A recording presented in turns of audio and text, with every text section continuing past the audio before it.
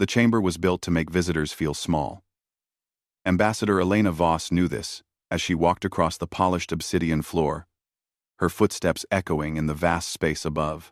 The ceiling stretched so high that clouds actually formed near the top, and the 12 thrones of the Galactic Council members rose like mountains on every side. Each throne held a representative of the elder species, the civilizations that had ruled the galaxy for thousands of years before humanity ever looked up at the stars. Elena's hands were steady, but her heart pounded. She had practiced her speech 100 times. She had refined every word, every argument.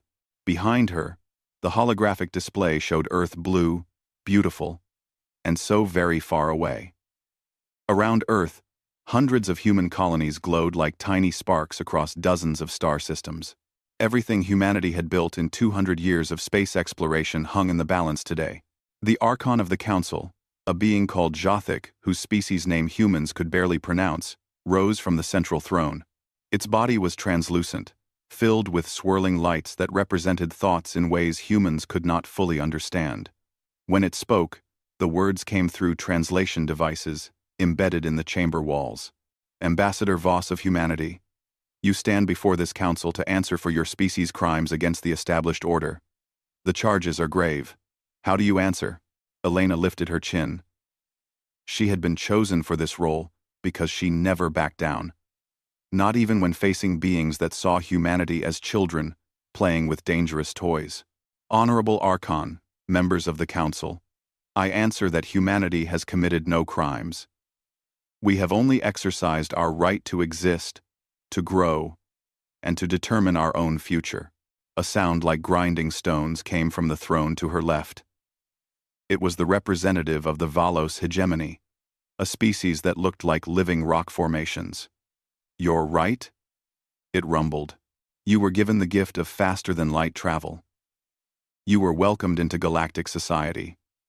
And how did you repay this generosity? With aggressive expansion. With refusal to accept your proper place. Elena turned to face the Valos representative. Our proper place? You mean as a client species? Subservient. Forever children in your eyes. Never allowed to grow up. That is the way of order, said another council member, this one from the Yulari Communion. The Yulari looked almost human, except for their silver skin and the third eye in their foreheads. Every species must accept guidance from their elders.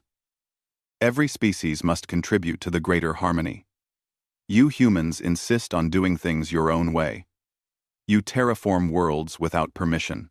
You establish colonies in regions not designated for your settlement. You refuse to share your technological advances with the common database. You even... The Yulari's voice took on a tone of disbelief. You even allow your colony worlds to govern themselves differently. There is no unity, no harmony, only chaos. We call it freedom, Elena said quietly. We call it the right of people to choose their own governments, their own destinies. Yes, our colony worlds have different systems. Some are democracies. Some are corporate ventures. Some are religious communities. But they are all human. And they are all free. Is that really such a terrible crime? Galactic's lights swirled faster, colors shifting through the spectrum. You do not understand, young species. For 3 million of your years, the Council has maintained peace across this galaxy. We have prevented wars. We have guided younger species. We have created an order that allows billions of trillions of beings to coexist. Your individualism threatens that order. Your aggressive nature threatens that peace. We have threatened no one, Elena protested. We have fought no wars with Council species. We have engaged in trade, in cultural exchange. Our colonies border empty space.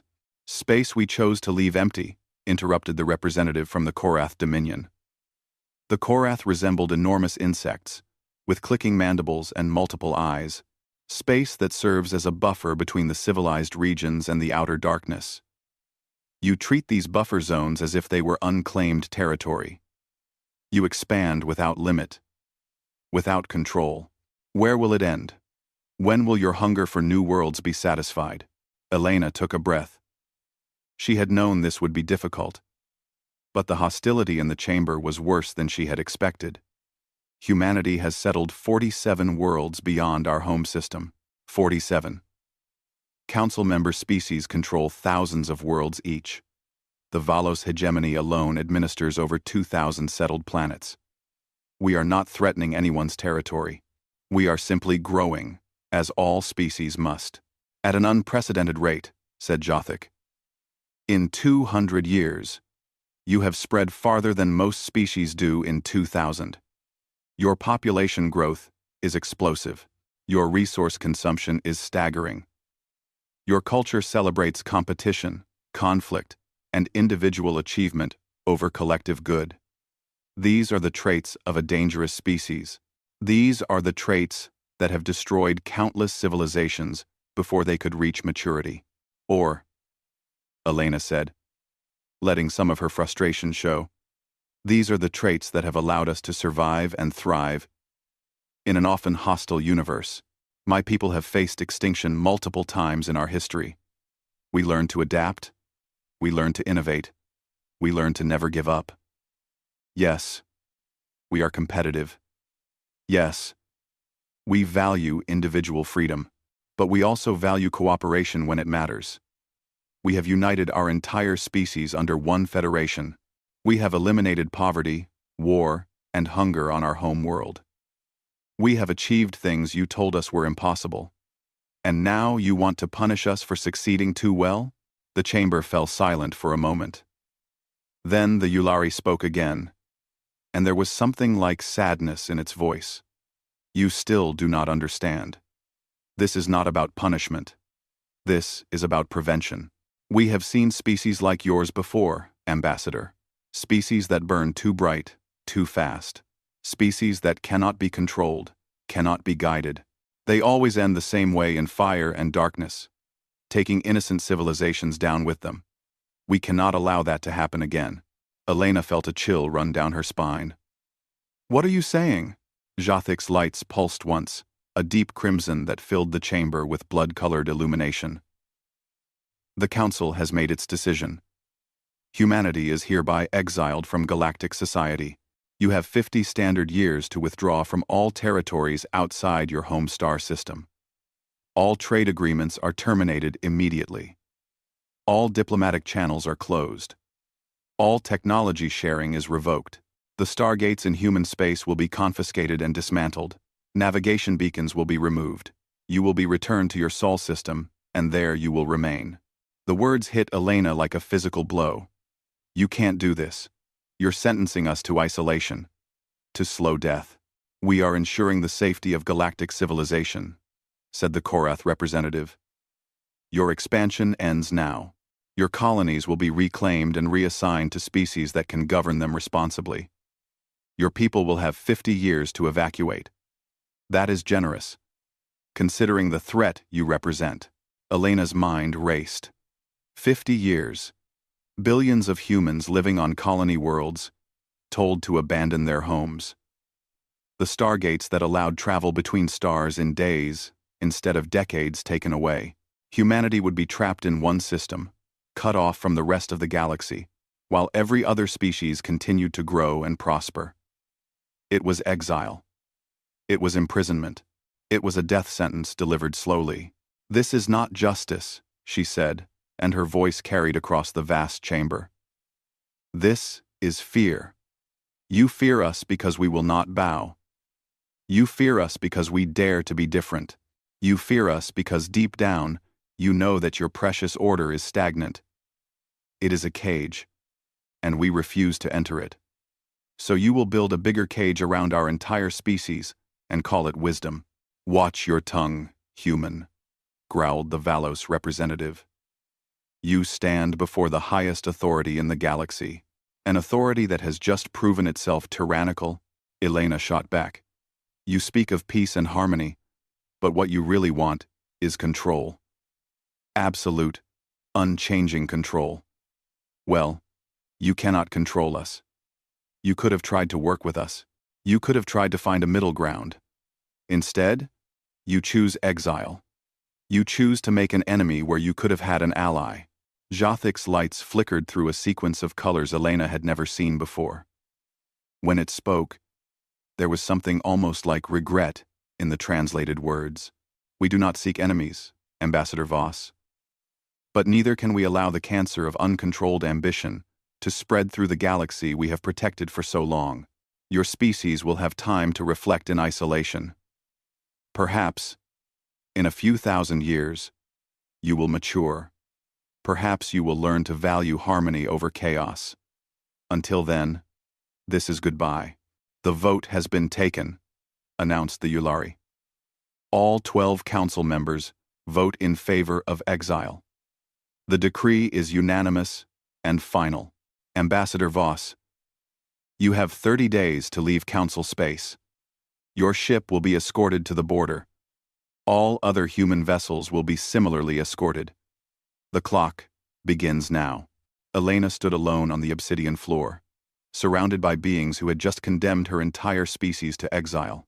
She thought about her children back on Earth, about the colonists who had spent their whole lives building new worlds, about the scientists and explorers and dreamers who had pushed humanity to the stars. What would she tell them? How could she explain that the galaxy had no room for them? But even as despair threatened to overwhelm her, something else stirred in Elena's chest. It was the same thing that had driven her ancestors to cross oceans on wooden ships, to climb mountains no one had climbed before, to venture into space when it seemed impossible. It was defiance. It was the absolute refusal to accept defeat. She looked up at Jothic, at the swirling lights that represented a mind millions of years old. When she spoke, her voice was steady and clear. You have made your judgment. We will make our future. You believe you are protecting the galaxy from humanity. I think, Archon, that you have just protected humanity from the galaxy, from your stagnation, from your fear, from your need to control everything and everyone. Elena turned and began walking toward the chamber exit. Her footsteps echoed in the silence. At the doorway, she paused and looked back one last time. 50 years, you said. 50 years to evacuate our colonies. I wonder, in 50 years, will you remember this moment? Will you remember the day you could have gained humanity as a partner, but chose to make us find our own path instead? I suspect you will. I very much suspect you will. She walked through the doorway and did not look back again. Behind her, the 12 members of the Galactic Council sat in silence on their thrones. None of them spoke. None of them moved. They had made their decision, following protocols established over millions of years. They had protected galactic civilization from a dangerous, unpredictable species, but Jothic's lights had gone a deep, troubled blue. The Archon had seen many species rise and fall over its long lifetime. It had witnessed the exile of 3 other civilizations, each one deemed too dangerous to integrate into the galactic order. 2 of those species had died out within centuries, unable to survive isolation. The third had simply vanished. Their worlds found empty and silent when scouts finally returned after 10,000 years. What would become of humanity? The Archon did not know. But something about Ambassador Voss's final words troubled it. There had been no defeat in her voice, no despair, only determination, only defiance. Only the absolute certainty that humanity would survive this, would thrive despite it, would find a way forward that the Council could not predict or control. For the first time in a very long time, Jothic felt something it had not experienced in millions of years. It felt doubt, and beneath that doubt, buried deep but undeniably present, it felt the first stirrings of fear. The session was over. The judgment had been delivered. Humanity had been exiled. But as Elena Voss boarded her ship and began the journey back to Earth, she was already thinking about the future. The Council had taken away the stargates. They had taken away the navigation beacons. They had taken away the easy path to the stars. But they had not taken away humanity's will. They had not taken away human ingenuity. They had not taken away the fundamental drive that had pushed her species from caves to cities, from cities to space, from one planet to dozens. The Council had meant to cage humanity, to limit them, to teach them their place in the galactic order. Instead, they had done something far more dangerous. They had given humanity a reason to surpass them. They had given humanity a challenge that would define the next chapter of human history. They had given humanity an enemy and a goal. They had, Elena realized with a grim smile, made a terrible mistake. But that mistake would take time to unfold. 50 years. Perhaps less. Perhaps more. But it would unfold. And when it did, the galaxy would learn what humanity could do when backed into a corner, when freed from the chains of someone else's order, when given no choice but to forge their own path among the stars. The Council thought they had ended the human story. Elena knew they had only just begun it. The news hit Earth like a nuclear blast. Within hours of Elena Voss's transmission from the Council chambers, every screen on every human world showed the same message: Exiled. 47 colony worlds. 6 billion humans living beyond Sol system. 50 years to evacuate or be forcibly removed. The stargates already being dismantled by Council enforcement vessels. Humanity was being sent home, and home was suddenly feeling very small. On New Vancouver, colonists who had spent 20 years turning a frozen world into farmland watched the Council ships arrive in orbit. The ships did not fire weapons. They did not need to. They simply broadcast a message. You have 18 months to evacuate this world. Then they waited, patient and implacable, like bailiffs at a foreclosed property. Some colonists wept. Some raged. Some simply stared at the sky and wondered where they would go, what they would do, how they would tell their children that the home they had built was being taken away. On Mars, in the great dome cities that housed 1 billion people, riots broke out. The Martian Colonial Authority had to deploy peacekeepers to prevent the destruction of infrastructure. People were angry, confused, and terrified. Mars had been humanity's first major off-Earth colony, settled before the Council ever gave humanity FTL technology. Did the exile apply to Mars? To the moon bases? To the asteroid mining stations? The Council's decree was clear. All human presence outside the Sol system must withdraw. Mars was safe. Everything else was not. Dr. James Chen watched the chaos unfold from his laboratory on Titan, Saturn's largest moon. He was a physicist, one of thousands who had dedicated their lives to understanding the principles behind faster-than-light travel. The Council had given humanity FTL technology as a gift, but they had never explained how it worked. The stargates were black boxes. You entered one end, emerged light years away at the other. The math was beyond human understanding, or so the Council had always claimed. James did not believe that anymore. He had spent 15 years studying the energy signatures of stargate transitions. He had built models, run simulations, and collaborated with the brightest minds in human space. And he had begun to see patterns. Structures, principles that could be understood, replicated, and perhaps even improved upon. But his research had always been theoretical. A curiosity pursued in spare time between official projects. Now, as he watched Council ships dismantling the Stargate in orbit above Saturn, theory became urgent necessity. He sent a message to Elena Voss, now appointed as the new Secretary General of the United Earth Federation. The message was simple. Give me 20 years and unlimited resources. I can get us back to the stars. Our own way. Our own technology. No more dependence on the Council. Elena's response came back within an hour. You have 10 years, and every resource humanity can spare. Make it work. The Exodus Protocol began 3 months after the Council's decree. Every human government, every corporation, every research institution, on every human world, received the same directive. Develop independent FTL technology. Everything else was secondary. The economy could wait. Social programs could wait. Art, culture, entertainment, all of it could wait. Humanity had one goal now: break the cage the Council had built around them. The first challenge was obvious. The Council had removed not just the stargates, but also the navigation beacons that made interstellar travel possible. Without those beacons, even if humans developed their own FTL drive, they would be flying blind through space-time, unable to find their destinations, unable to navigate the currents and eddies of faster-than-light space. It was like having a ship but no compass, no maps, no way to know where you were going until you arrived somewhere, probably the wrong somewhere.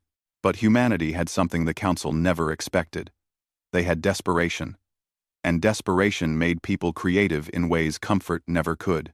Dr. Sarah Okonkwo, an astrophysicist from the Lagos Space Center, proposed a radical solution. Instead of relying on artificial beacons, why not use natural ones? Every star emitted a unique signature of radiation, gravitational waves, and quantum fluctuations. If you could build a database of these signatures, create a detailed map of space based on natural stellar phenomena, you could navigate without any artificial aids. It would require measuring thousands of stars, building computational models of staggering complexity, and developing sensors that could detect quantum variations across light years. It would take years. It would require the combined efforts of every observatory, every space telescope, every sensor array humanity possessed. But it was possible. Elena gave the order. Begin mapping immediately. The Great Survey began, and humanity turned its eyes to the stars with an intensity that bordered on obsession. James Chen and his team attacked the FTL problem from another angle.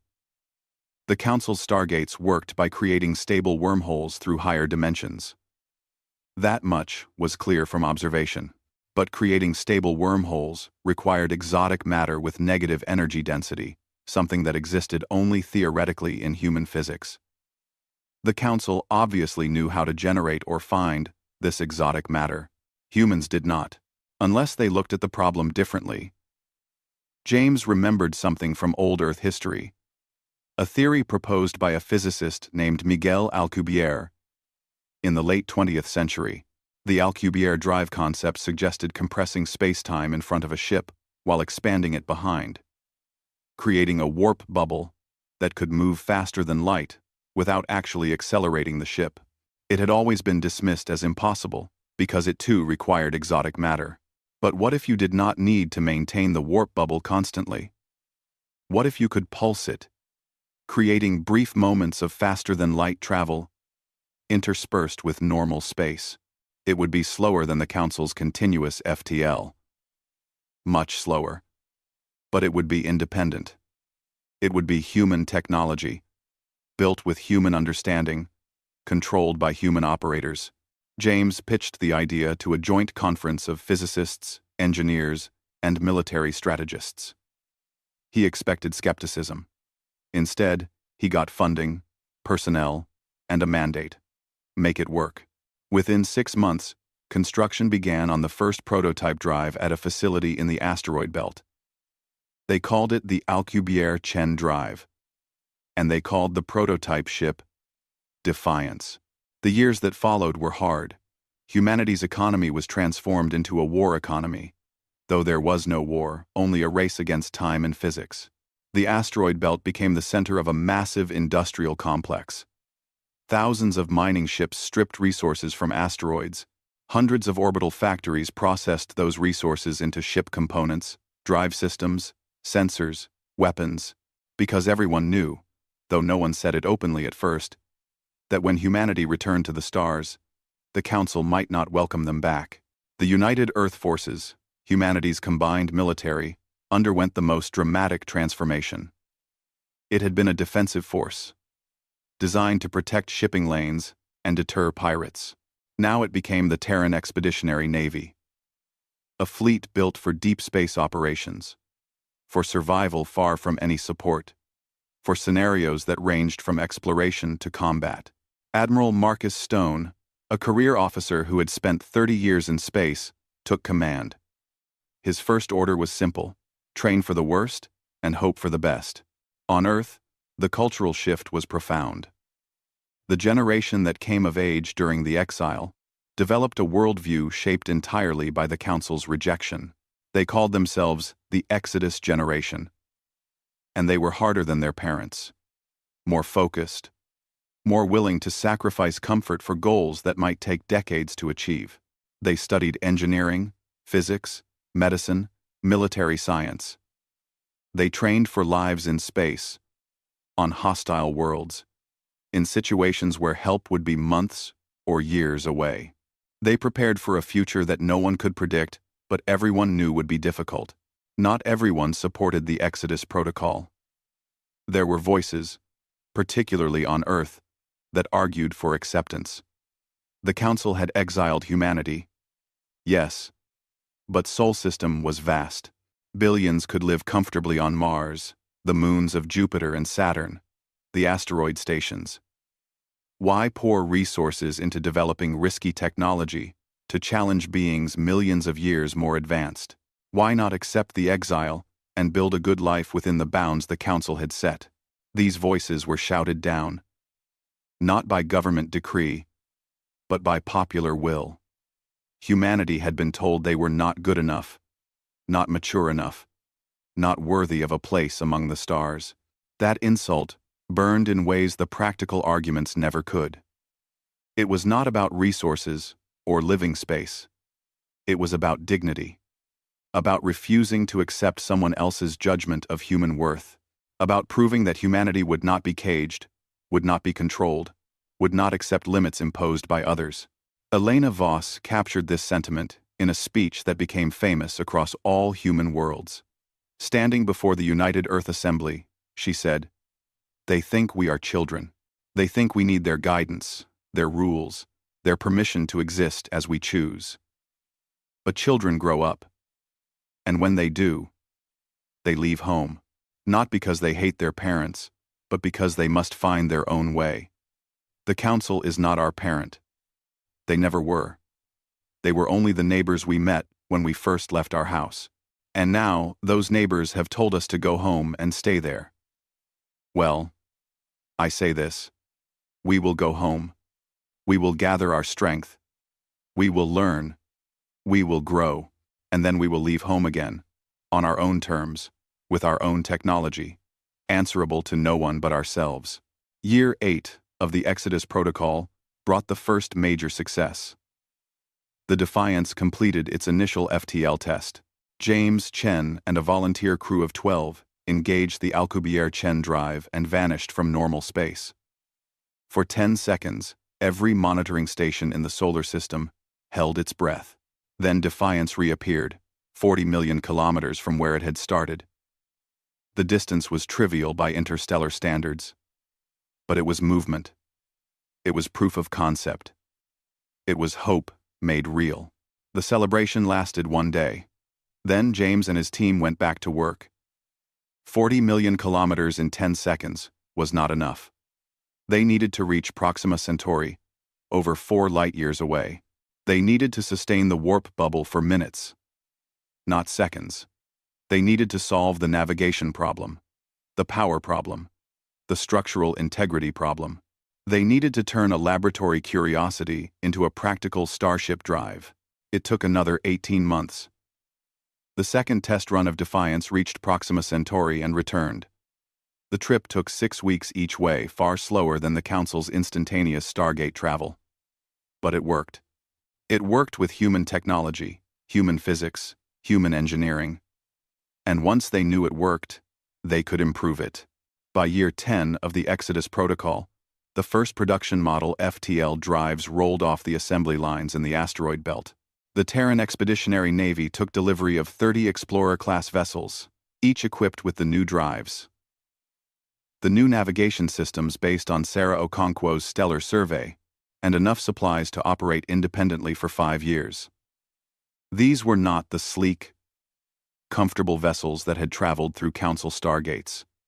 These were rugged, overbuilt ships designed to survive anything space could throw at them. By year 15, The evacuation of human colonies outside Sol system was complete. It had been brutal. Some colonists refused to leave until Council enforcement vessels literally seized them. 3 worlds saw small-scale violence before people finally accepted they had no choice. But in the end, 6 billion humans returned to Sol system, cramming into habitats and settlements that strained to accommodate them. It was crowded. It was uncomfortable. And it made humanity even more determined to find new worlds of their own. By year 20, everything was ready.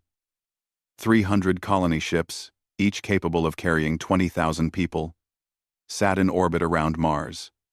Escort vessels, armed with the latest weapons, surrounded them.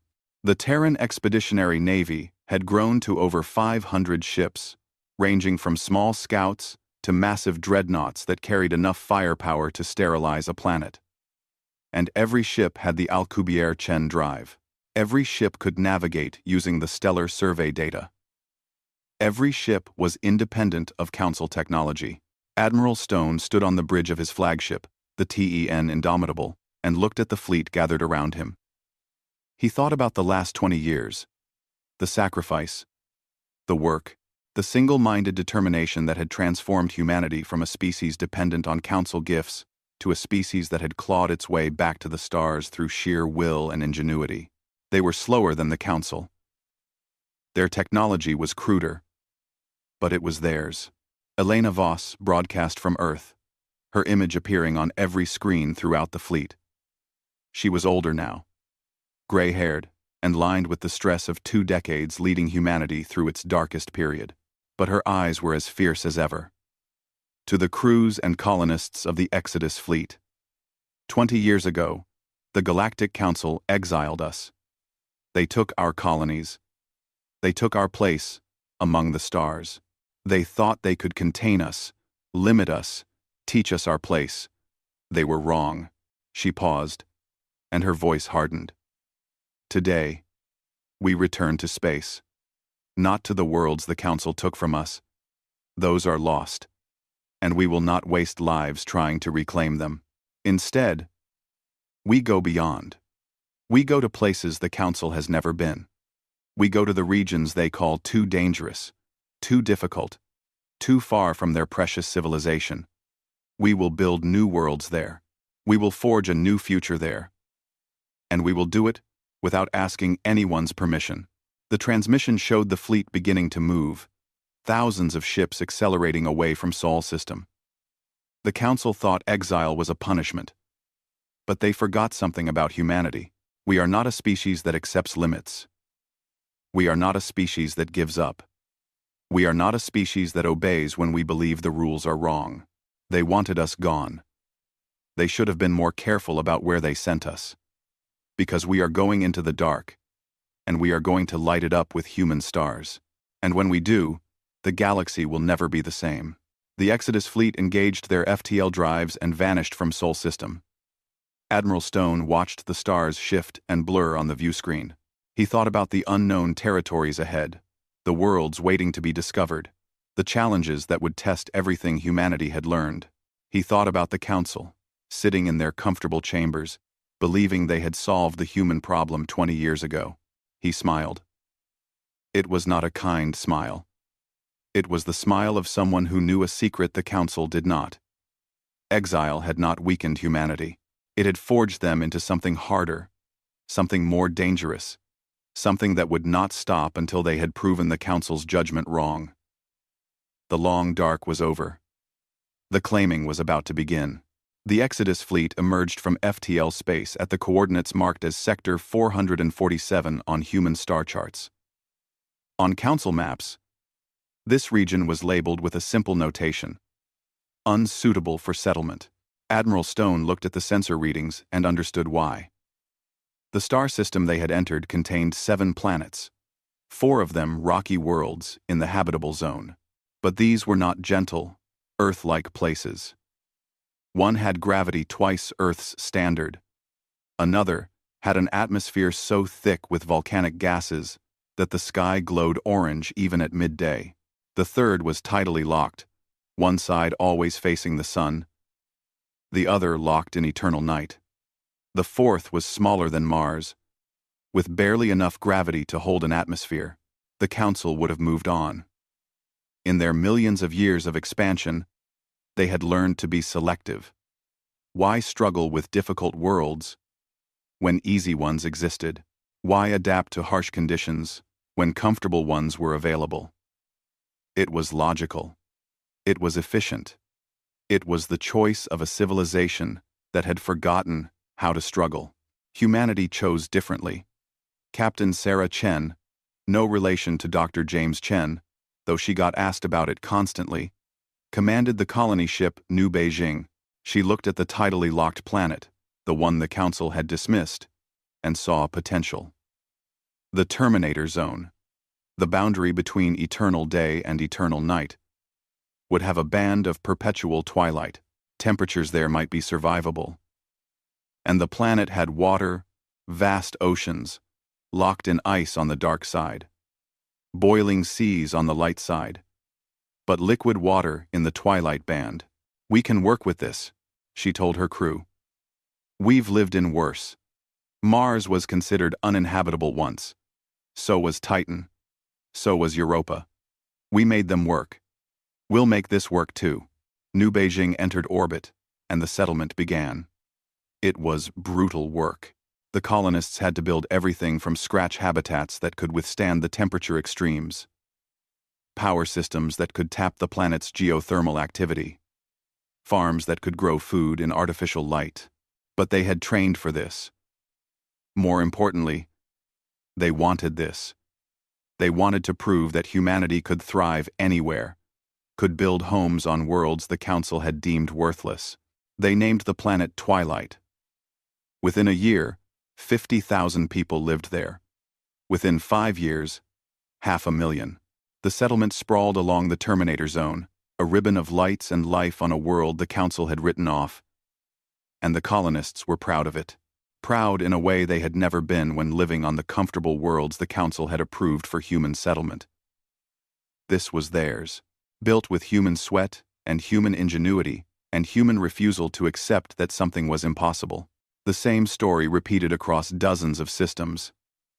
The Exodus fleet split up, each colony ship heading to different sectors of uncharted space. They found worlds with crushing gravity, and humans genetically modified themselves to be shorter and denser, able to survive where the Council's species could not. They found worlds with thin atmospheres and built massive biodomes that transformed barren rock into gardens.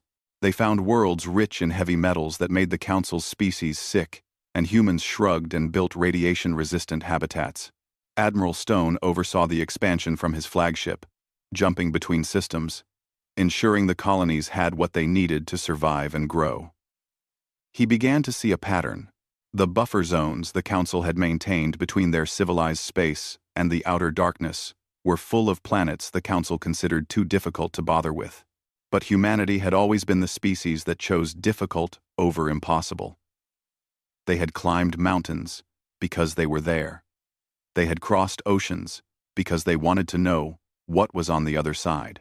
They had gone to space because the alternative was staying in one place forever, and that was unacceptable to the human spirit. In year 3 of the new expansion, the Exodus fleet had established 89 settled worlds. None of them were easy. All of them were growing. The Terran Federation, as the government was now officially called, established the Frontier Compact, a charter that gave each colony world radical autonomy. Earth would provide support, defense, and coordination. But each world would govern itself as it saw fit. Some became democracies. Some became corporate ventures. Some became religious communities. Some invented entirely new forms of government that had never been tried before. The Council would have seen this as chaos. The Terran Federation called it freedom. And it worked, because every colony world was bound by a single common purpose: survive and prove that humanity belonged among the stars, regardless of what the Council believed. Year 5 brought the first contact with another species since the exile. The 10 Pathfinder, a scout ship under the command of Captain Li Wei, detected artificial structures on a moon orbiting a gas giant in what humans had designated Sector 491. The structures were clearly technological, but in bad repair. Power sources were failing. Life support was minimal. Something was wrong. Li Wei took a team down in a shuttle. They found the structures inhabited by a reptilian species that called themselves the Kryn. There were only about 10,000 of them left on the moon, living in conditions that barely qualified as survival. They had running water but little food, heat but barely enough. They were slowly dying. And they knew it. Through translation devices cobbled together from old council technology, Li Wei learned their story. The Kryn had once been a thriving civilization, with dozens of colony worlds, but they had been conquered by the Zentari, one of the council member species. The Zentari had not exterminated the Kryn, that would have been too inefficient. Instead, they had reduced them to client species status. The Kryn provided labor for Gentari mining operations, extraction facilities, and industrial projects that the Gentari considered too dangerous or too unpleasant for their own people. The moonbase was one such facility. It had extracted rare elements from the gas giant's upper atmosphere for 50 years. Then the deposits ran out, and the Gentari simply abandoned the facility. They took their own people and left the Kryn workers behind with minimal supplies. That had been 8 years ago. The Kryn had been slowly dying ever since. Too far from any trade routes to be rescued. Too few in number to matter to anyone. Li Wei sent the report back to Admiral Stone. The Admiral reviewed it, then sent it to Elena Voss on Earth. Elena read it 3 times. Then, she made a decision that would change the course of human expansion in ways she could not predict. She sent a message to Li Wei. Offer them freedom. Offer them a place in the Terran Federation. Tell them we have no use for slaves, but we have plenty of room for allies. The Kryn's response was immediate and overwhelming. They wept. They celebrated. They swore oaths of loyalty to humanity that made the human diplomats uncomfortable. Li Wei tried to explain that the Terran Federation did not want loyalty oaths or servitude. They wanted allies, partners, fellow travelers in the darkness beyond council space. It took months for the Kryn to truly understand this. They had lived under Zentari rule for 3 generations. The concept of freedom was almost foreign to them. But slowly, they adapted. The 10,000 survivors were relocated to Twilight, where the human colonists welcomed them. The Kryn's natural resistance to radiation made them valuable workers in some of the more dangerous industrial operations. In return, humanity provided them with food, shelter, education, and a chance to rebuild their civilization. And the Kryn provided something humanity desperately needed: information. They knew the Council's military capabilities. They knew the weaknesses in Council defenses. They knew which species were chafing under Council rule and which were loyal. They knew the locations of resources, trade routes, and strategic systems. 3 generations of servitude had taught the Kryn to be observant, to notice details, to gather information as a survival skill. Admiral Stone studied the intelligence reports from Kryn sources and began to see the galaxy differently. The Council was not the unified, all-powerful entity they pretended to be. They were a collection of old powers holding on to control through tradition and military strength. But traditions could be challenged. Military strength could be matched. And the buffer zones the Council maintained were not just empty space, they were potential territory for any species willing to brave the difficulties. In Year 7, 3 more species requested alliance with humanity. 2 were former Council client species, freed when the Terran Expeditionary Navy stumbled upon their worlds and offered them the same deal given to the Kryn: freedom in exchange for alliance. The 3rd was an independent species called the Vex, insectoid beings who had avoided contact with the Council by hiding in a region of space plagued by gravitational anomalies. The Vex were natural mathematicians and navigators. They saw the Council as a threat to their independence, and humanity as a potential buffer against Council expansion. Elena Voss convened a conference on New Terra, the capital world of the Outer Colonies. Representatives from humanity, the Kryn, the Vex, and the 2 liberated species, the Talasi and the Her, gathered to discuss formal alliance. They called it the Free Stars Coalition. The charter was simple: mutual defense, free trade, and absolute sovereignty for each member species. No species would rule over another. No species would enforce their culture or government on others. They would stand together against threats, but each would govern themselves as they saw fit. The Council heard about the Free Stars Coalition in Year 8. Their response was swift and dismissive. The Galactic Council sent a formal communication to Elena Voss, now holding the title of First President of the Free Stars Coalition, in addition to her role as Secretary General of the Terran Federation. The message was clear. The Council did not recognize the legitimacy of the Free Stars Coalition. The species that had joined humanity were former clients of Council members and were considered to be in violation of their service agreements. Humanity was harboring fugitives and would face consequences if this continued. Elena read the message and laughed. It was not a joyful laugh. It was the laugh of someone who had been pushed too far and had stopped caring about consequences. She composed a response and sent it through the old communication channels that still connected the outer regions to Council space. To the Galactic Council, we acknowledge your message. We reject your authority. The species of the Free Stars Coalition are free beings who have chosen their own paths. We did not steal them. We did not conquer them. We offered them a choice, and they chose freedom. If you consider that a crime, then we gladly plead guilty. We will not return the Kryn to Gentari slavery. We will not return the Talasi and the Hur to client status. We will not bow to threats or demands from a council that has no legitimate authority over us. She paused in her dictation, then continued with words that would be quoted for generations. You exiled us. You sent us into the darkness beyond your borders. You thought you were punishing us. You thought you were protecting yourselves from our dangerous individualism and aggressive nature. But you made a mistake. You assumed we would fade away in isolation, that we would learn our lesson and beg to be readmitted to your civilized space on your terms. Instead, we learned different lessons. We learned that we do not need you. We learned that there are entire regions of space you consider worthless that we can turn into thriving worlds. We learned that there are species suffering under your rule who would rather take their chances with us than continue living as your clients. And most importantly, we learned that we are stronger when we stand together with other free peoples than we ever would be kneeling before your council. This is your doing. You made us into this. And now you will have to live with the consequences. The message was sent. There was no reply from the council for months. Then, in Year 9, a single council vessel entered Free Stars space. It did not carry weapons. It carried diplomats.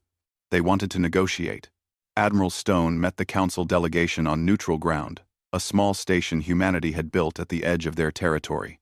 The lead diplomat was Yulari, the same species that had argued for humanity's exile at the original trial. The diplomat's name was Sethis, and its silver skin seemed dimmer than Yulari usually appeared. Its third eye clouded with what might have been concern or sadness.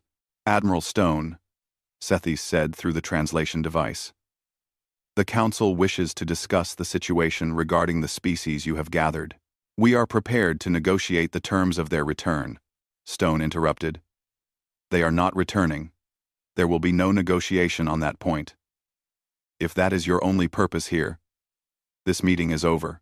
Sethis was silent for a moment. Admiral, you must understand. These species are bound by agreements that go back centuries. The Kryn, for instance, entered into a service compact with the Gentari over 200 years ago. You cannot simply declare these agreements void. Watch me, Stone said flatly. Those agreements were signed under duress by conquered peoples who had no other choice. They are not legitimate contracts. They are slavery dressed up in legal language. The Free Stars Coalition does not recognize them. And before you threaten military action, let me be clear. We are prepared to defend our allies. Every settlement in Free Stars space is fortified. Every colony has defensive systems. Every civilian ship has military escort. You want to take the Kryn back? You will have to fight us for them. The same applies to every other species we have offered freedom. Sethis's third eye focused intently on Stone. You would go to war with the Galactic Council? You, a species barely 300 years old, would challenge civilizations that have existed for millions of years. That is not bravery, Admiral. That is suicide. Stone leaned forward. Maybe. Or maybe it is long overdue. Your council has grown comfortable. You have not fought a real war in how long? 10,000 years? 100,000? You maintain order through tradition and the threat of overwhelming force. But when was the last time you actually had to use that force? When was the last time you faced an enemy that was not impressed by your age or your technology? We are not the cowering species you exiled 22 years ago. We have built a fleet. We have fortified worlds. We have allies who would rather die free than live as your clients. So yes, we would go to war if you forced us to. And maybe we would lose. But it would not be the easy victory you are expecting. It would cost you. And I think, deep down, you know that. The meeting ended without agreement. Sethis and the council delegation departed, and Stone sent a report to Elena Voss. They are afraid. Not terrified, but worried. They did not expect us to be this strong, this fast. They did not expect us to have allies. They expected to find a handful of desperate human settlements barely surviving in the outer darkness. Instead, they found the Free Stars Coalition. They will try something. I do not know what or when, but they will try to put us back in our place. We need to be ready. Elena received the report and immediately authorized the construction of 20 new shipyards in the outer colonies. The Terran Expeditionary Navy would double in size within 3 years. The Free Stars Coalition would become a military power that could not be ignored or dismissed. And every human world, every allied world, would prepare for the possibility that the Council would not accept their existence peacefully. But even as humanity prepared for confrontation, the expansion continued. By year 10, the Free Stars Coalition encompassed 89 human worlds and 23 worlds belonging to allied species. They controlled a volume of space roughly equal to that held by a mid-level council member species. And they were still growing. Still pushing further into the regions the council had abandoned. Still turning worthless rocks into thriving colonies. Admiral Stone stood on the bridge of the Indomitable and looked at a holographic map of Free Stars territory. It glowed with hundreds of points of light settlements, stations, shipyards, mining operations. 2 decades ago, humanity had been exiled with nothing but their home system. Now, they controlled more territory than they had ever held under council authority, and they had done it without anyone's permission. He thought about Elena Voss's words at the beginning of the Exodus. The council had thought exile was punishment, but they had given humanity something far more valuable. Motivation, the drive to prove them wrong. The determination to build something that did not depend on council approval or council technology. The absolute refusal to accept limits imposed by others. Stone smiled. It was the smile of someone who knew exactly how dangerous they had become. The council had made humanity find their own way. Now, humanity was going to show the galaxy what that way looked like. And the council, sitting in their ancient chambers, secure in their millions of years of tradition, had no idea what was coming. The crisis came from an unexpected direction. The Valos hegemony, one of the Galactic Council's founding members, announced that they were reclaiming a world called New Gdansk, in what they termed illegally occupied buffer territory. The world had been settled by humans 7 years earlier, and now housed 200,000 colonists. The Valos claimed ancient territorial rights, dating back 50,000 years. Rights that had never been formally ceded, despite the region being abandoned for millennia. Governor Katya Volkov received the Valos ultimatum on a Tuesday morning. The message was formal, cold, and absolute. New Gdansk's human population had 30 days to evacuate. After that deadline, the Valos would deploy military forces to secure the planet for proper resettlement by their own people. Any humans remaining would be removed by force. The message did not threaten violence explicitly, but the implication was clear. Leave peacefully, or be made to leave. Katya was a third-generation colonist, born on Mars during the early days of human expansion. She had been 12 when the Council exiled humanity, and she remembered watching her parents weep as they realized their dreams of a life among the stars were being torn away. She had sworn then that she would never let anyone take her home again. Now she was 42, governor of a thriving colony world, responsible for 200,000 people who had spent 7 years building farms, cities, and lives on New Gdansk. And someone was trying to take it all away. She sent an urgent message to Elena Voss on New Terra. Elena's response came within hours. Do not evacuate. We will not abandon New Gdansk. Hold your position. Help is coming. The Valos fleet arrived at New Gdansk 28 days after the ultimatum, 2 days early. They were making a point about punctuality and overwhelming force. 53 warships, each one larger than anything in the Terran Expeditionary Navy's arsenal. The Valos were rock people, silicon-based life forms that looked like ambulatory boulders, and their ships reflected this. Massive, heavily armored, slow but nearly indestructible. They had been building warships for 50,000 years, and they knew what worked. Admiral Marcus Stone arrived at New Gdansk 12 hours after the Valos fleet, with every ship he could pull from nearby sectors. 31 vessels against 53. The math was not good, but Stone had not come to New Gdansk to surrender, and he had not spent the last decade building a fleet just to run when challenged. He opened a communication channel to the Valos fleet commander, whose name translated roughly as Stone Who Endures. It was a supremely Valos name, emphasizing permanence and immovability. Stone thought there was a certain irony in his own name being similar. Commander Stone Who Endures. This is Admiral Marcus Stone of the Terran Expeditionary Navy. New Gdansk is a settled world of the Free Stars Coalition. We do not recognize your claim to this territory. We do not recognize. Withdraw your fleet immediately. The Valos commander's response was slow, each word separated by a pause that suggested the translation device was struggling with concepts that did not exist in Valos language. Admiral Stone, you speak of claims you do not understand. This world was surveyed by Valos explorers 50,000 of your years ago. Our marker beacons still orbit this star. Our territorial rights are established in the oldest records of the Galactic Council. You have settled a Valos world without permission. You are trespassers. Your marker beacons are dark and have been for thousands of years, Stone replied. Your people abandoned this region long ago. By any reasonable standard, unclaimed territory becomes available for settlement. New Gdansk has 200,000 human colonists who have turned this world into a home. We will not abandon them because of a 50,000-year-old claim you never bothered to enforce.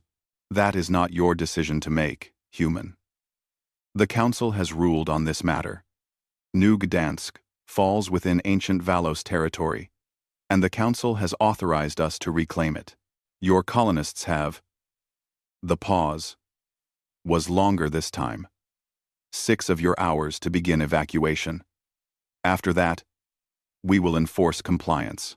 Stone cut the transmission and turned to his command staff. Recommendations?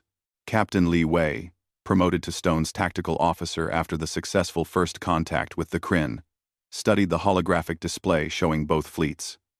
They have us outnumbered and outgunned. Every one of their ships outmasses our largest vessel by a factor of 3. So we do not fight straight, Stone said. What are their weaknesses? Li Wei highlighted sections of the Valos formation on the display.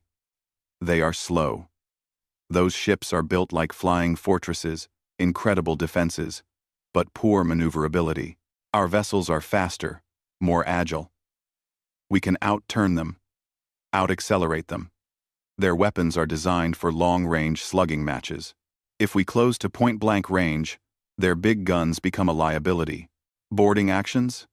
Asked Commander Sarah Chen, who had transferred from colony ship duty to military command 3 years earlier. Li Wei nodded slowly. Possible. The Valos are large, strong, and tough, but they are not fast. In close combat, a human with powered armor and modern weapons might actually have an advantage. It would be brutal, though. Boarding a Valos warship would be like fighting inside a flying bunker. Stone made his decision. We go in close. We use our speed and size advantage. We target their sensor arrays and communication systems, blind them, isolate them, force them to fight as individuals instead of as a coordinated fleet. And we make it clear from the start that we are not backing down. If they want New Gdansk, they will have to take it over our debris field. The Battle of New Gdansk began 6 hours later, when the Valos fleet moved into orbit over the planet and began deploying landing craft. Stone's fleet accelerated at maximum burn, closing the distance far faster than Valos' tactical doctrine considered reasonable. The Valos opened fire at maximum range, and their guns were devastating. The 10 Relentless took 3 direct hits and lost power, drifting out of formation. The 10 Courage exploded when a Valos particle beam penetrated her reactor shielding, but the Terran ships kept coming. They wove through the Valos formation like sharks through a pod of whales, too fast for the massive Valos ships to track effectively. Human missiles, far more maneuverable than Valos weapons, struck at sensor arrays and communication nodes. The Valos fleet began losing coordination, each ship forced to fight independently. The 10 Indomitable came alongside a Valos dreadnought and fired at point-blank range. The human weapons barely scratched the Valos armor. But that was not the point. The Indomitable launched boarding pods, armored shells containing 20 Marines each. The pods latched onto the Valos hull and cut through with plasma torches. Marines in powered armor poured into the Valos ship's corridors. The fighting inside was savage. The Valos were individually stronger than humans, and their rocky bodies could shrug off small arms fire that would kill a human instantly. But the human Marines were faster, more flexible, and far more experienced in close-quarters combat. The Valos had not fought a boarding action in living memory. The humans had spent the last decade training for exactly this scenario. The Valos crew fought bravely, but they were not prepared for the sheer aggressiveness of the human assault. Marines used shaped charges to blow through bulkheads, bypassing Valos' defensive positions. They used the ship's own systems against it, venting atmosphere in sections where Valos forces had concentrated. They fought with a desperation born of knowing that if they lost, their people on New Gdansk would be forced from their homes. After 3 hours of combat, the Valos dreadnought surrendered. The 10 Pathfinder captured a second Valos warship through similar tactics. A third Valos ship was crippled when a lucky missile strike destroyed its main power distribution system. And suddenly the mathematics of the battle changed. The Valos still had numerical superiority, but they had lost their aura of invincibility. The humans had proven they could fight, could win, could take on ships 3 times their size, and come out victorious. Commander Stone, who endures, sent a message to Admiral Stone. The Valos commander's tone had changed from condescending certainty to something closer to respect mixed with shock. Admiral Stone, this is not how civilized species conduct warfare. Your tactics are brutal. Your willingness to risk your ships is reckless. Your boarding actions violate a dozen protocols established by the Council. And yet they work, Stone replied. Commander, here is the situation. You came here to take our colony. We came here to defend it. You have lost 3 ships and taken casualties you were not expecting. We have lost 2 ships and many good people. This battle can continue until both our fleets are destroyed, or we can stop now. Your choice. There was a long pause. Then, Stone, who endures, spoke again, and there was something in the translated words that sounded almost like admiration. You would have kept fighting. Even if we had destroyed half your fleet, you would have kept fighting. Our species refuses to be conquered, Stone corrected. There is a difference. Will you withdraw, or do we continue? The Valos fleet withdrew. It was not a rout they left in formation, in good order, with their captured ships retrieved through a negotiated exchange of prisoners. But they left. New Gdansk remained in human hands. And word of the battle spread across the galaxy, faster than any ship could travel. The Galactic Council convened an emergency session. The topic was simple. Humanity had defeated a council member species in open combat. The Valos hegemony, one of the most ancient and respected civilizations in the galaxy, had been forced to retreat by a species that had been exiled barely 3 decades ago. The implications were staggering. 3 council species sent diplomatic messages to the Free Stars Coalition. 2 were former client civilizations that requested information about the process of joining the coalition.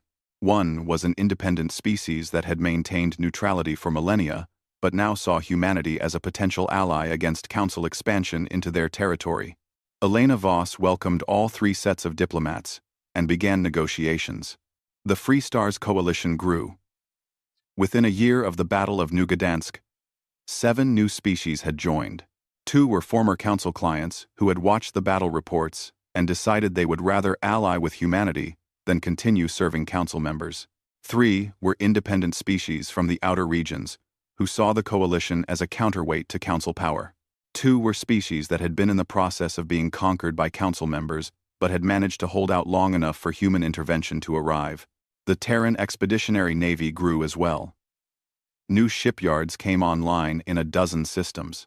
The latest designs incorporated lessons from New Gdansk faster engines, more maneuverable frames, weapons optimized for close-range combat. And humanity began building a new class of vessel, the Titangent-class dreadnought.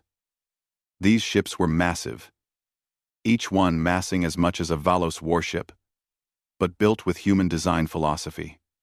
Speed over armor, firepower over endurance. The ability to strike hard and fast, then disengage before the enemy could respond. Admiral Stone oversaw the construction of the first Titangent-class ship and named it the 10 Defiance, after the experimental vessel that had first proven human FTL capability. When Defiance launched from the Titan shipyards above Saturn, she carried enough firepower to match 3 Valos dreadnoughts. And she was just the first. 10 more were under construction, with 20 more planned. The Galactic Council sent another delegation to meet with Elena Voss. This time, they came not with threats, but with demands for negotiation. The Council wanted to establish containment protocols, agreements that would limit Free Star's expansion, restrict the coalition from interfering with council member affairs, and prevent the liberation of any more client species. In exchange, the Council would officially recognize the Free Stars Coalition's right to exist and would establish trade agreements. Elena read the proposal and recognized it for what it was: an attempt to cage humanity again, this time with diplomacy. Instead of exile, she composed her response carefully, knowing it would be read by every council member and distributed throughout their civilization. To the Galactic Council, we acknowledge your proposal. We reject your terms. You had your chance to deal with us as equals 30 years ago. You chose exile instead. You told us we were too dangerous, too individualistic, too aggressive to fit into your civilized order. You were probably right. But the consequence of that decision is that we are no longer interested in fitting into your order. We have built our own, she continued, her words measured but firm. You speak of containment protocols, as if you have the authority to limit our growth, to dictate our foreign policy, to control who we ally with. You do not have that authority. You gave it up when you exiled us. The Free Stars Coalition will continue to expand into unclaimed territory. We will continue to offer freedom to species who request it. We will continue to defend our worlds and our allies against anyone who threatens them, whether they are council members or not. The final paragraph became famous across human space. You had your chance to have humanity as a junior partner, grateful for your guidance and willing to accept your rules. That time has passed. Now you have a choice. You can accept that the Free Stars Coalition exists, that we are your equals, and that we will not be controlled. Or You can try to force us back into submission. But be warned, the Battle of New Gdansk was not a fluke. It was a demonstration. We are willing to fight for our freedom. We are good at fighting. And we are not going away. The choice is yours. But choose carefully. Because if you choose war, we will give you one. And it will not be the easy victory you expect. The message was sent. The council's response was months in coming. And when it arrived, it was not what Elena had expected. The council did not choose war. But they did not choose peace, either. Instead, they chose something in between. Cold War. A state of tension and competition short of open conflict. Trade restrictions. Diplomatic pressure on neutral species to avoid the Free Stars coalition. Military buildups along the borders. And a gathering sense that something was going to break, sooner or later. Admiral Stone prepared for what he knew was coming.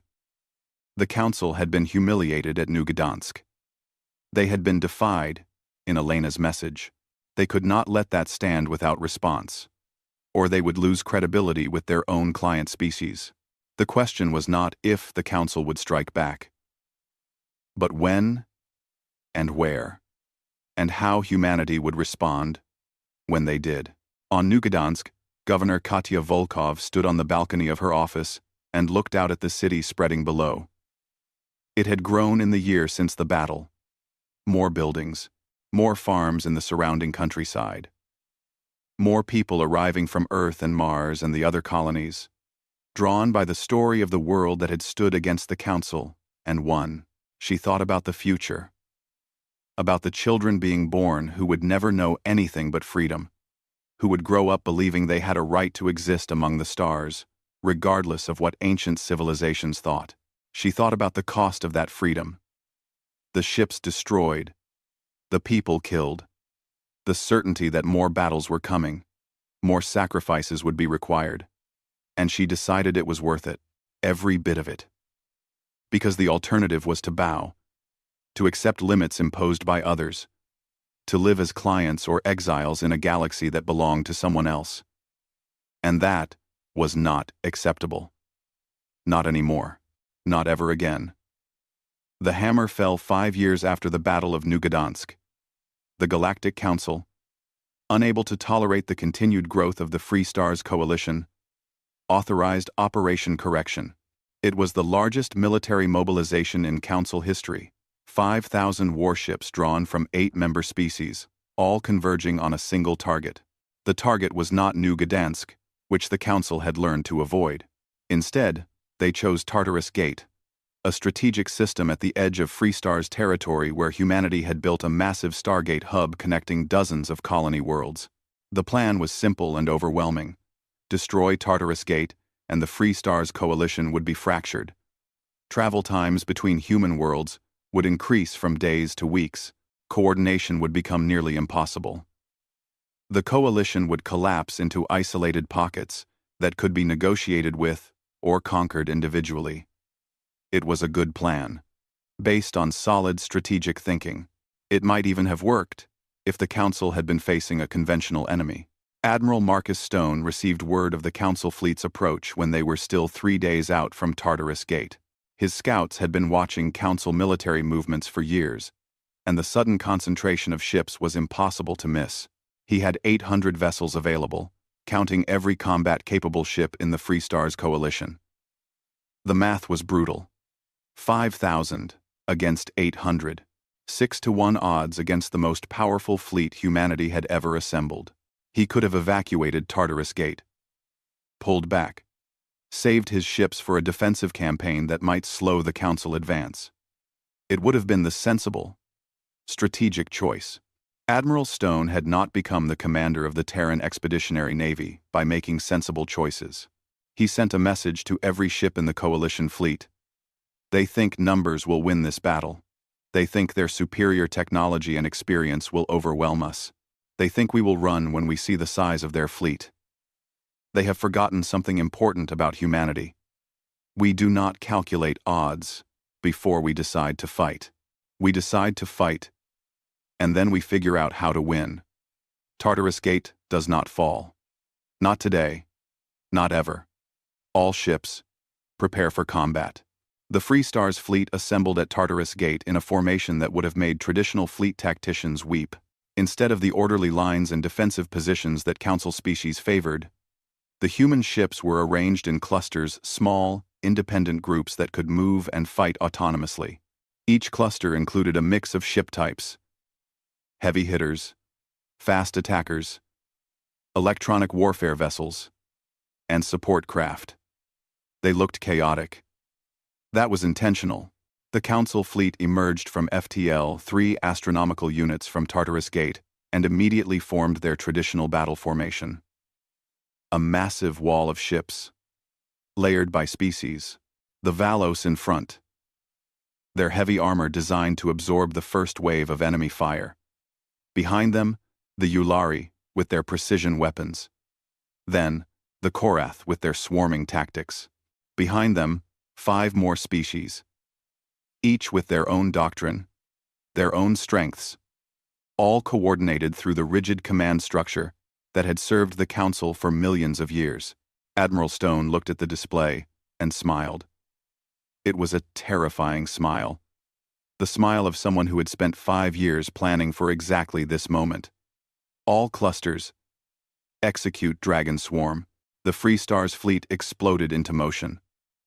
The clusters broke apart, each one accelerating on a different vector, moving at speeds the Council fleet could not match. They did not attack the Council formation head-on.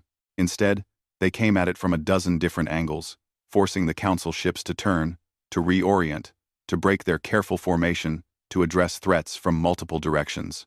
The first cluster to engage was led by Captain Li Wei in the 10 Pathfinder.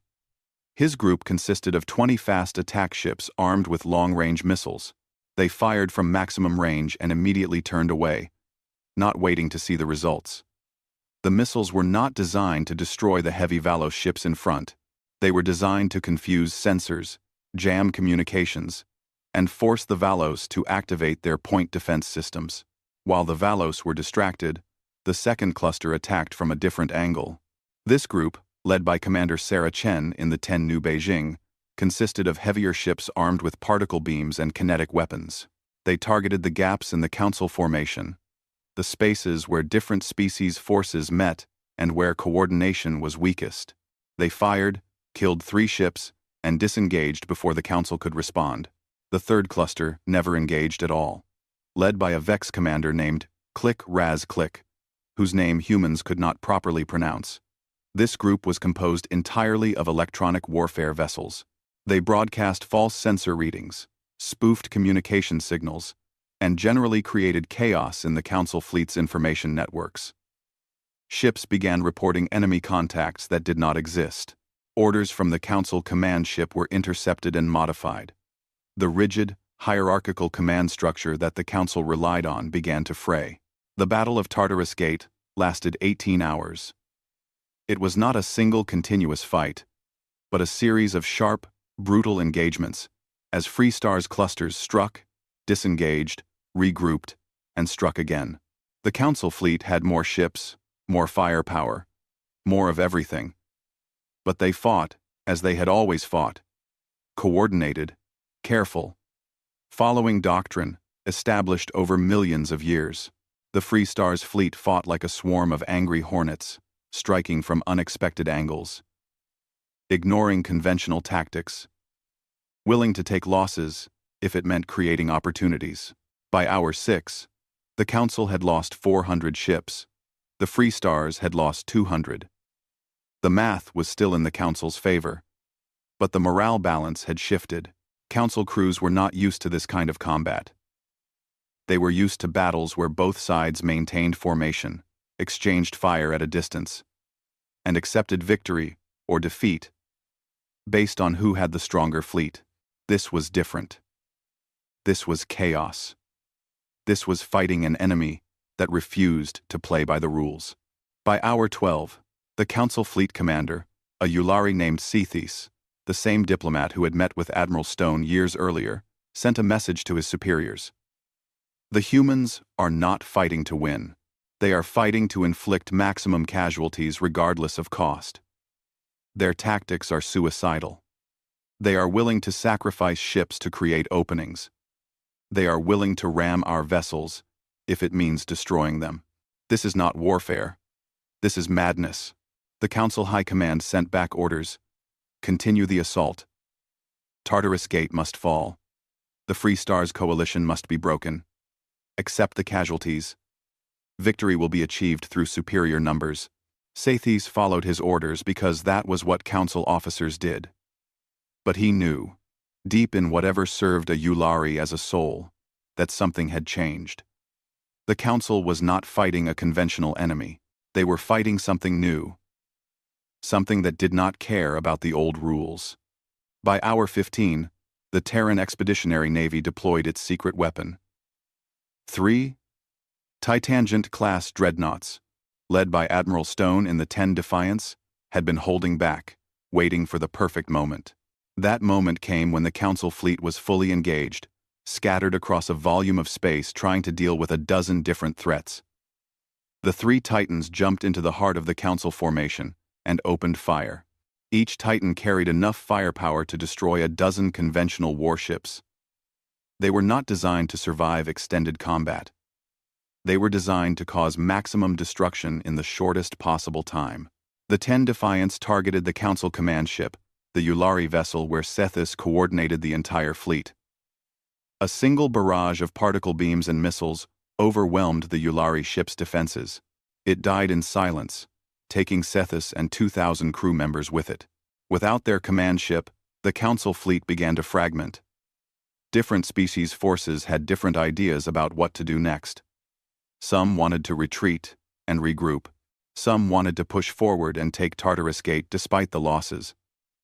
Some wanted to stop and establish a defensive position. For critical minutes, the Council fleet lost all coordination, and in those minutes, the Free Stars fleet struck with everything they had left. By hour 18, the Council fleet was retreating. They had lost 1,700 ships. Another 300 were crippled and drifting. They had not taken Tartarus Gate. They had not broken the Free Stars coalition. They had proven only that humanity and their allies could fight, could win, could inflict losses that the Council was not prepared to accept. The remaining Council ships jumped to FTL and fled, leaving their crippled vessels behind. The Free Stars fleet had lost 420 ships, nearly half their fleet. But Tartarus Gate still stood. The Stargate network still functioned, and humanity had proven something that changed the galaxy forever. The Council could be defeated. Within weeks, 3 more Council member species withdrew from the conflict.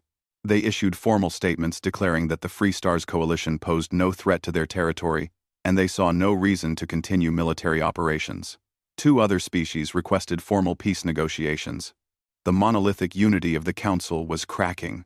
The moderate faction within the Council, those who had always questioned the wisdom of exiling humanity, seized the moment. They called for emergency reforms. They argued that the old ways were no longer working, that the galaxy was changing, that the Council needed to change with it or risk irrelevance. They pointed to the 12 client species that had requested information about joining the Free Stars coalition in the months since Tartarus Gate. They pointed to the growing dissatisfaction among younger Council species who had never agreed with the rigid hierarchy. They pointed to the simple fact that the Council had just lost a quarter of the largest fleet ever assembled to a species they had exiled barely 35 years ago. The conservative faction fought back. They argued that this was exactly why humanity was dangerous, why they needed to be contained or destroyed. They called for total war, the mobilization of every Council member species, the deployment of weapons that had not been used in millions of years. They would not accept defeat. They would not accept change. They would hold on to power even if it meant destroying the galaxy they claimed to protect. The conflict within the Council became violent. Not militarily.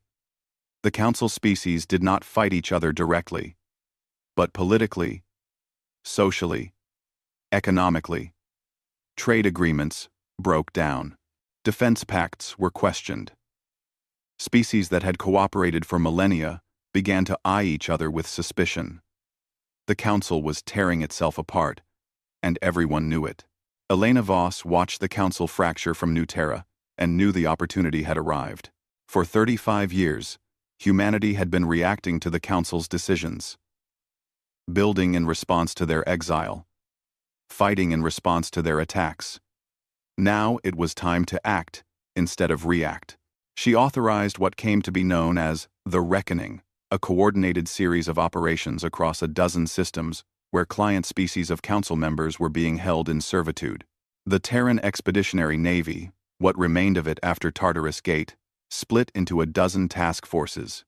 Each force was assigned to a client species that had sent secret messages to the Free Stars Coalition requesting liberation. The operations were surgical. Human ships would jump into a system, broadcast a message offering freedom and alliance, and wait for the client species to respond. If they accepted, the humans would help them evacuate anyone who wanted to leave. If the council member species tried to interfere, the humans would fight long enough for the evacuation to complete, then disengage. It was not conquest, it was liberation.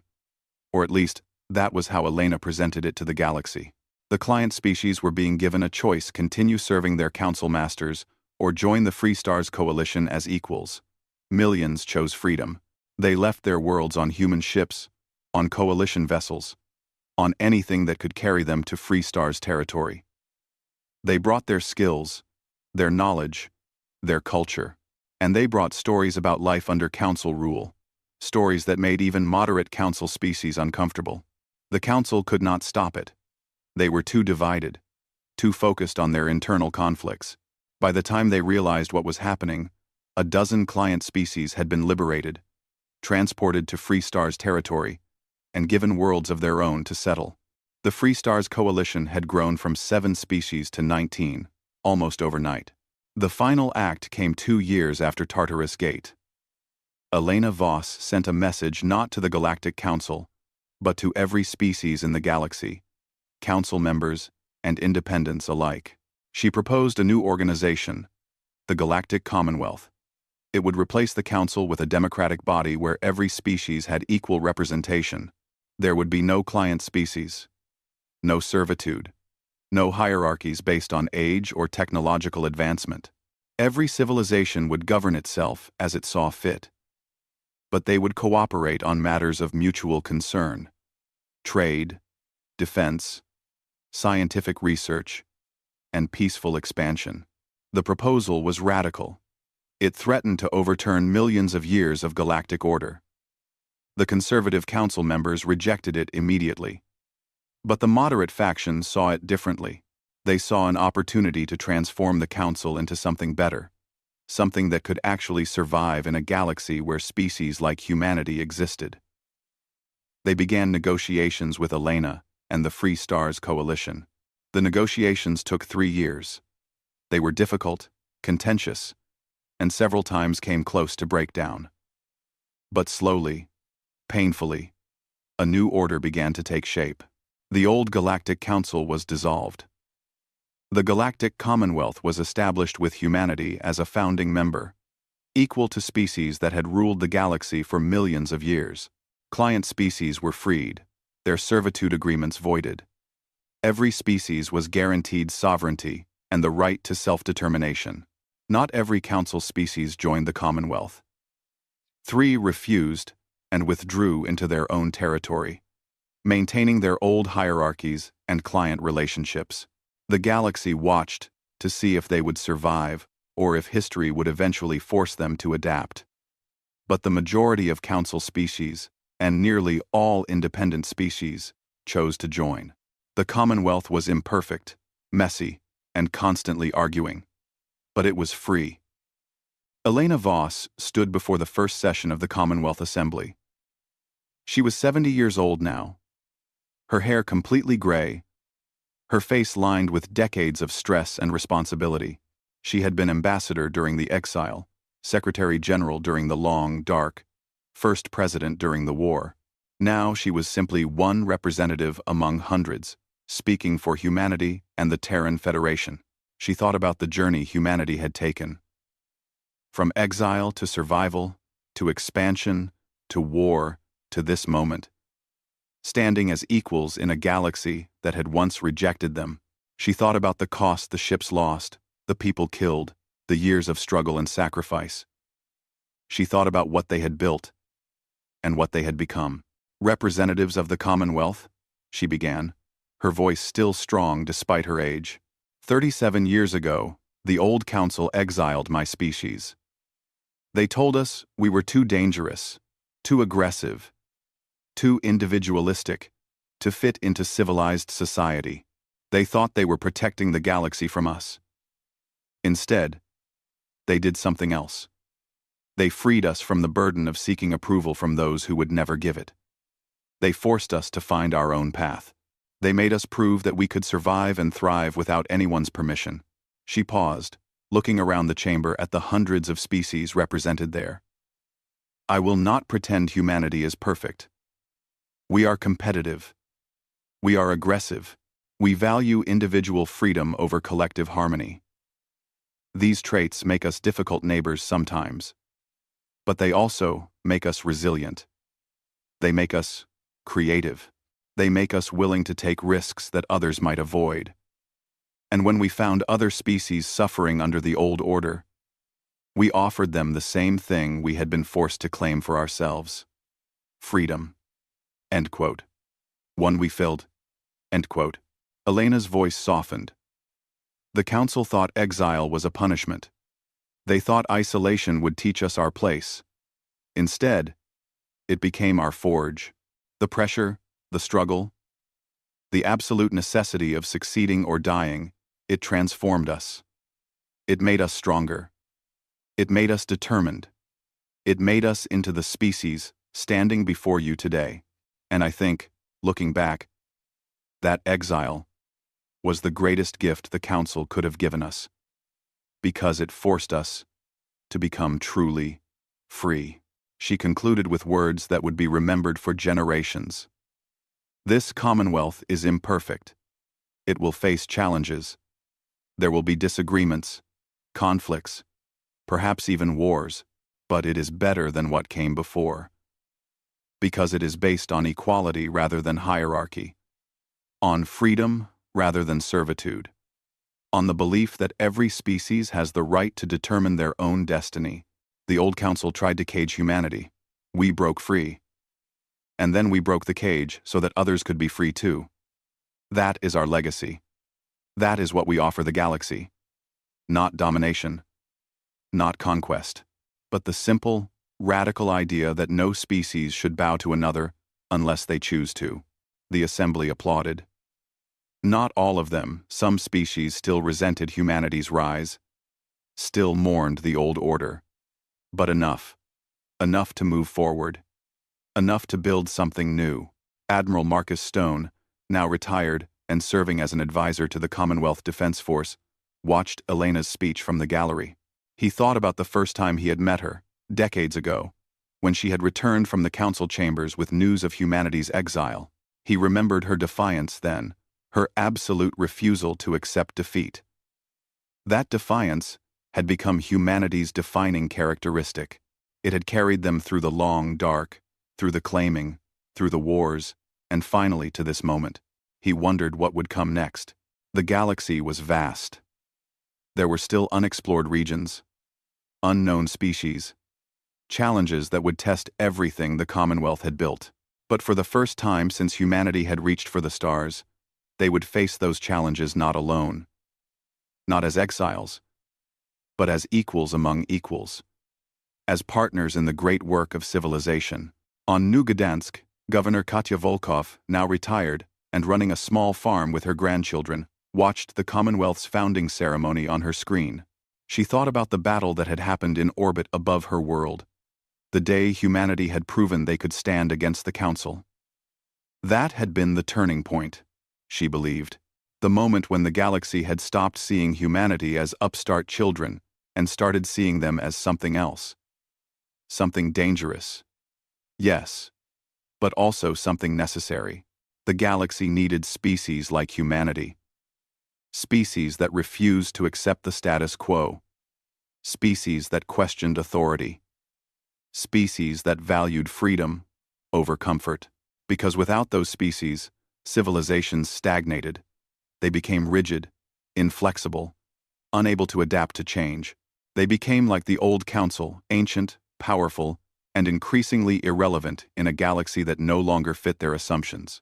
Katya's granddaughter, a girl of 8 named Elena after the woman who had saved their world, asked a simple question.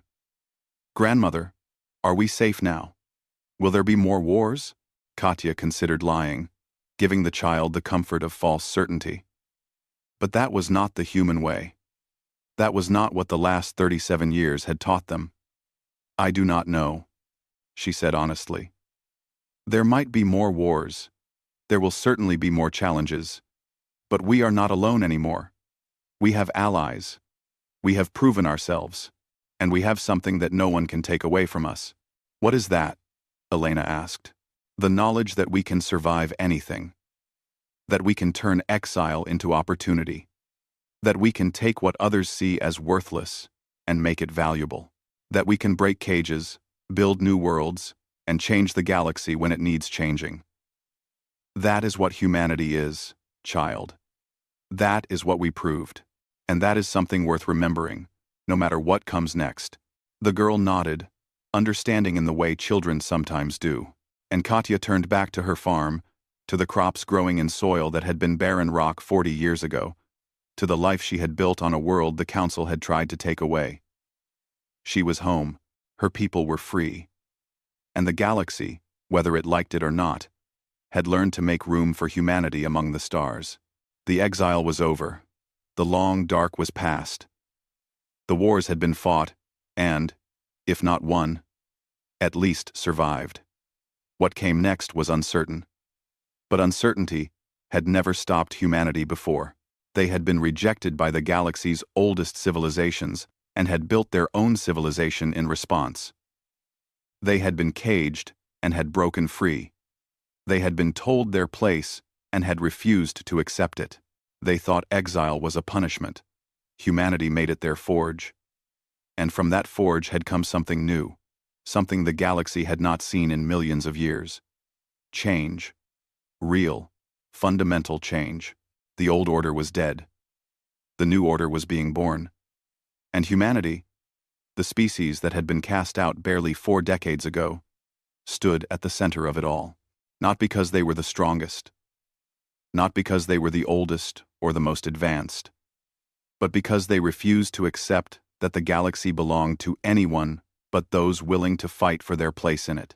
That refusal, that defiance, that absolute unwillingness to bow that was humanity's gift to the galaxy. It was a dangerous gift. But dangerous gifts were sometimes exactly what stagnant civilizations needed to remember how to grow.